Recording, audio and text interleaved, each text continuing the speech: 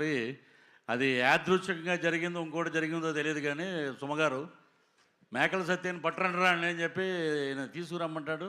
తీసుకెళ్ళి ఒక మేకలు ఉంటాయి గ్యాప్లో షార్ట్ గ్యాప్లో ఎన్ని ఉన్నాయిరా అన్న.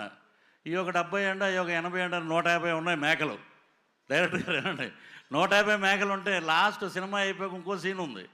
నా బాంబర్దులు రాగానే నన్ను రిలీజ్ చేస్తారు. కరెక్ట్గా లెక్కేస్తే 11 ఉన్నాయండి. ఇది ఏమిటో నాకు అర్థం అవ్వాలి. అలాగా మాకు అన్నీ అలాగా సినిమాలో బ్రహ్మాండమైన ఇన్సిడెంట్లు పెట్టారు.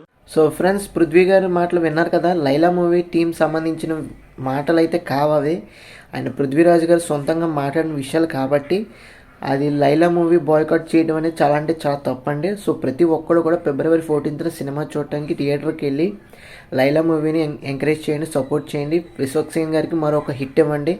దాంతోపాటు ఇంకో విషయం ఏంటంటే, మన సినిమా ఇండస్ట్రీ చాలా మటుకు ఇలాంటి విషయాల్లో నెగిటివ్ కామెంట్స్, నెగిటివ్గా బ్యాడ్ స్పేస్లోకి వెళ్ళిపోవడం వల్ల ఏమవుతుందంటే సినిమా ఇండస్ట్రీ అనేది చాలా అంటే చాలా డ్యామేజ్ అవుతుంది. సో అలా అవ్వటం వల్ల ఎంటర్టైన్మెంట్ ఫీల్డ్ అనేది తగ్గిపోతుంది. మనకి ఎటువంటి ఎంటర్టైన్మెంట్ ఉండదు. ఎటువంటి సోర్స్ ఆఫ్ ఎంటర్టైన్మెంట్ అనేది మనకి అవైలబుల్ లేకపోతే చాలా స్ట్రెస్ అయితే గురవుతాం.